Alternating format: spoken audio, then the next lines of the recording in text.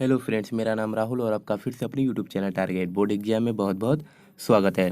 तो फ्रेंड्स, आज के वीडियो में आप लोग को बताऊंगा कक्षा 10 जो सन 2022 के बोर्ड एग्जाम देने वाले विद्यार्थी हैं उनका गणित का न्यू सिलेबस।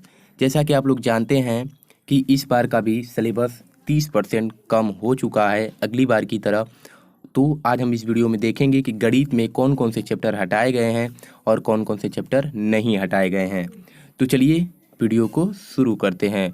तो फ्रेंड, जैसा कि आप लोग यहाँ पर देख रहे होंगे कि लिखा गया है कि कोविड-19 महामारी के कारण शैक्षिक सत्र सन 2021 से 22 में विद्यालयों में समय से पठन पाठन का कार्य न हो पाने की स्थिति में सम्यक विचारोपरांत विषय विशेषज्ञों की समिति द्वारा निम्नवत 30% पाठ्यक्रम कम किए जाने की अनुशंसा की गई है। ठीक है, तो 30% हर विषय से कम किया गया है। तो यहाँ पर दिया गया है पहले इकाई 2 बीजगणित, और बीजगणित में पहला चैप्टर है बहुपद, जो कि हमारे बुक का दूसरा चैप्टर है। ठीक है, तो बहुपद को आप जान जाइए कि यह पूरी तरह से हट गया। ठीक है, बहुपद आप लोग को नहीं पढ़ना है, इसके सारे पॉइंट्स हट चुके हैं। बहुपद को आप लोग को एकदम से नहीं पढ़ना है। ठीक है, बीजगणित का अगला चैप्टर आता है समांतर श्रेणियाँ। ठीक है, समांतर श्रेणियाँ भी आप लोग को पूर्ण रूप से अर्थात पूरी तरह से नहीं पढ़ना है। ठीक है फ्रेंड्स, तो कौन कौन से चैप्टर एकदम से हटा दिए गए हैं? बहुपद और समांतर श्रेणी। ठीक है, तो ये दोनों आप लोग को नहीं पढ़ना है बीजगणित में। बीजगणित में बहुपद नहीं पढ़ना है और समांतर श्रेणियाँ नहीं पढ़ना है। ठीक है, अगला देखते हैं ज्यामिति में क्या क्या नहीं पढ़ना है। तो ज्यामिति में चैप्टर आता है वृत्त, वृत्त की स्पर्श रेखा कामा स्पर्श बिंदु। इसमें 2 पॉइंट हटाए गए हैं, वो कौन कौन से हैं? देखिए, क में हटाया गया है वृत्त की स्पर्श रेखा, और स्पर्श बिंदु से होकर जाने वाली त्रिज्या पर लंब होती है। यानी जो वृत्त की स्पर्श रेखा है वो स्पर्श बिंदु से होकर जाने वाली त्रिज्या पर लंब होती है। इससे संबंधित कोई भी क्वेश्चन आप लोग को पढ़ना नहीं है। ख में दिया है किसी वाय बिंदु से खींची गई 2 स्पर्श रेखाओं की लंबाइयाँ बराबर होती है। ठीक है, और किसी वाय बिंदु से खींची गई 2 स्पर्श रेखाओं की लंबाइयाँ बराबर होती हैं। इससे रिलेटेड भी क्वेश्चन अगर है आपके बुक में तो वो नहीं पढ़ना है। ये 2 पॉइंट कट कर दिए गए हैं। अगर इसके अलावा और कोई पॉइंट है तो उसे आप लोग को क्या करना होगा? पढ़ना होगा। तो कौन कौन से चैप्टर हम देख लिए हटा के दिए गए हैं? बहुपद, समांतर श्रेणियाँ और वृत्त की स्पर्श रेखा, स्पर्श बिंदु में 2 पॉइंट हटाया गया है। अगला आता है त्रिकोणमिति।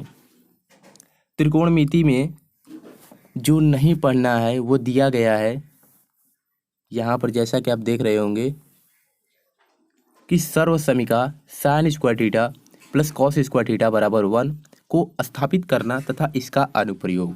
ठीक है, इस जो सर्वसमीका दिया गया है इससे इसको स्थापित करना तथा इसका अनुप्रयोग, अर्थात इससे जो क्वेश्चन आएगा आप लोग को नहीं पढ़ना होगा। बाकी इसके अलावा और कई पॉइंट हैं जिसको आप लोग को त्रिकोणमिति सर्वसमीकाओं में पढ़ना होगा। तो ऐसा नहीं कि त्रिकोणमिति दिया है तो सारा त्रिकोणमिति ही आप लोग नहीं पढ़ेंगे, ऐसी कोई बात नहीं है। सिर्फ ये जो दिया है सर्वसमीका sine square theta plus cos square theta बराबर 1 को स्थापित करना तथा इसका प्रयोग, इसी को आप लोग को नहीं पढ़ना है। ठीक है, अगला आता है प्रायिकता। प्रायिकता तो ईजी चैप्टर था, फिर भी उस बार भी हटाया गया था और इस बार भी हटा दिया गया है। तो देखिए इसमें क्या क्या नहीं पढ़ना है। तो इसमें प्रायिकता की सैद्धांतिक परिभाषा। ठीक है, प्रायिकता की सैद्धांतिक परिभाषा और एकल घटना पर आधारित सामान्य प्रश्न, यानी कि 2 पॉइंट हम लोग को नहीं पढ़ना होगा और इसके अलावा जो भी पॉइंट होगा उसे हमको पढ़ना होगा। मैं ऐसा क्यों कह रहा हूँ कि प्रायिकता में भी पढ़ना होगा, क्योंकि यहाँ पर दिया गया है, हटाने के बावजूद भी यहाँ पर प्रायिकता दिया गया है, अर्थात प्रायिकता से क्वेश्चन पूछा जा सकता है। इसलिए आप लोग उस पॉइंट को छोड़कर अन्य कोई भी पॉइंट हो तो उसे आप लोग जरूर पढ़िएगा। ठीक है, तो यहाँ से देखिए बीजगणित में बहुपद आप लोग को नहीं पढ़ना है और समांतर श्रेणियाँ नहीं पढ़ना है। ज्यामिति में वृत्त नहीं पढ़ना है, वृत्त में 2 पॉइंट है, वृत्त की स्पर्श रेखा स्पर्श बिंदु से होकर जाने वाली त्रिज्या पर लंब होती है, और दूसरा है किसी वाय बिंदु से खींची गई 2 स्पर्श रेखाओं की लंबाइयाँ बराबर होती है। ये 2 पॉइंट आप लोग को नहीं पढ़ना है। त्रिकोणमिति में त्रिकोणमिति सर्वसमीकाएँ सर्व समीकरण sign square theta plus cos square theta बराबर 1 को स्थापित करना तथा इसका अनुप्रयोग ये आप लोगों को नहीं पढ़ना है। और प्रायिकता के सैद्धांतिक परिभाषा एकल घटना पर आधारित सामान्य प्रश्न ये आप लोग को नहीं पढ़ना है। और आगे दिया उपर्युक्त के अनुक्रम में 70% का पाठ्यक्रम निम्नवत है। और यहाँ से जो 70 अंक का जो पाठ्यक्रम है, यहाँ से आप लोग को ये सब परीक्षा में पूछे जाएंगे। इसमें यहाँ पर जैसा कि लिखा गया है कि इसमें 70 अंक की लिखित परीक्षा एवं 30 अंक का प्रोजेक्ट कार्य अर्थात जो प्रैक्टिकल होता है होगा। न्यूनतम उत्तीर्णांक 23 एवं 10 कुल 33 अंक। ठीक है, तो देखिए इकाई का नाम दिया है, कौन कौन से चैप्टर से कितने कितने अंक के नंबर पूछे जाएंगे। तो संख्या जो पद्धति है इससे 5 नंबर का क्वेश्चन पूछा जाएगा। बीजगणित से 18 नंबर का, निर्देशांक ज्यामिति से भी 5 नंबर का, ज्यामिति से 12 नंबर का, त्रिकोणमिति से 10 नंबर का, मेंसुरेशन से भी 10 नंबर का, और सांख्यिकी तथा प्रायिकता इन दोनों को मिलाकर हमें कितने नंबर का प्रश्न पूछा जाएगा, इन दोनों को मिलाकर 10 नंबर का। ठीक है, तो टोटल जो नंबर हमारे होते हैं आप लोग जानते होंगे कितने होते हैं, वो होते हैं 70 मार्क्स के। तो यहाँ से सारे कैलकुलेट करेंगे तो 70 मार्क्स आ जाएंगे। 70 मार्क्स का आपका पेपर होगा और 30 मार्क्स आपको स्कूल के आधार पर दिया जाएगा, आपके परफॉर्मेंस के आधार पर कि आप सारा चीज़ दिखाया जाएगा, आप पढ़ने में कैसे हैं, डेली स्कूल जाते हैं, सब चीज़ देखने के बावजूद आप लोग को 30 मार्क्स दिया जाएगा। और यहाँ पर देखिए जो चैप्टर पढ़ने अगर आप लोग देखना चाहते हैं उस चैप्टर में हमें कौन कौन से पॉइंट को पढ़ना है, तो यहाँ से आप देख सकते हैं। इकाई 1 संख्या पद्धति, फिर यहाँ से बीजगणित में बहुपद हट चुका है तो क्या क्या पढ़ना है, 2 चर वाले रैखिक समीकरण, द्विघात समीकरण। ठीक है, और तीसरा चैप्टर आता है निर्देशांक ज्यामिति, इसमें भी देख सकते हैं इतने सारे पॉइंट आप लोग को पढ़ने हैं।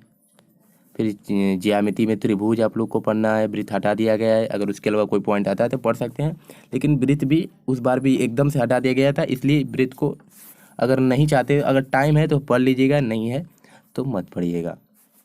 त्रिभुज में देखिए कई सारे पॉइंट है, इन सबको आप लोग को पढ़ना होगा। यहाँ से फिर रचनाएं पढ़ना होगा। रचनाएं थोड़ा छोटा चैप्टर है लेकिन बहुत ही अच्छा है, इसे अभी आप लोग पढ़ लीजिएगा। देखिए त्रिकोणमिति मैंने कहा था पूरी तरह से नहीं हटाया गया, सिर्फ वही सर्व समीकरण साइन स्क्वायर थीटा जो दिया गया था, sign square theta plus cos square theta बराबर 1, इसका उपयोग अनुप्रयोग जो था वो आप लोग को नहीं पढ़ना होगा। और त्रिकोणमिति का परिचय, जैसा कि समकोण त्रिभुज के न्यून कोणों के त्रिकोणमिति अनुपात, 0 अंश और 90 अंश के त्रिकोणमिति अनुपात, त्रिकोणमिति अनुपातों के मान कोष्टक में 30 अंश, 45 अंश, 60 अंश, 0 अंश, 90 अंश, उनके बीच संबंध, ये सब आप लोग को पढ़ना होगा। त्रिकोणमिति सर्वसमीकाय में पूरक कोणों के त्रिकोणमिति अनुपात भी पढ़ना होगा। अगला चैप्टर आता है ऊंचाई और दूरी, इसमें भी आप लोग को इतने सारे पॉइंट हैं, ये सब पढ़ने होंगे। फिर मेंसुरेशन अर्थात क्षेत्रमिति, ये भी आप लोग को पढ़ना होगा। इसमें आता है वृत्तों से संबंधित क्षेत्रफल और पृष्ठीय क्षेत्रफल और आयतन। ठीक है, और लास्ट जो है सांख्यिकी में वर्गीकृत आंकड़ों का माध्य, माध्यिका तथा बहुलक, संचयी बारंबारता ग्राफ। ठीक है, तो इसमें प्रायिकता नहीं दिया है लेकिन सारणी में इसमें दिया था यहाँ पर प्रायिकता, तो इसका मतलब क्वेश्चन पूछा जा सकता है, इसलिए आप लोग इसे तैयार कर लीजिएगा। ठीक है, देखिए यहाँ पर दिया है, इसमें 10 मार्क्स से 2-3 मार्क्स के पूछ सकता है, तो इसे भी थोड़ा बहुत तैयार कर लीजिएगा। तो फ्रेंड्स मैंने आप लोग को गणित का जो न्यू सिलेबस है वो मैंने आप लोग को समझा दिया है, इसे आप लोग अच्छे से नोट कर लीजिएगा और अपने बुक पर टिक लगा लीजिएगा कि कौन कौन से चैप्टर पढ़ने हैं, कौन कौन से चैप्टर नहीं पढ़ने हैं। तो और कुछ नहीं है वीडियो में, और अगर आपको और किसी विषय का न्यू सिलेबस चाहिए तो कमेंट बॉक्स में कमेंट कीजिएगा, मैं उसका भी वीडियो बना दूंगा। तो चलिए फ्रेंड मिलते हैं नेक्स्ट वीडियो में एक नए टॉपिक के साथ, तब तक के लिए धन्यवाद।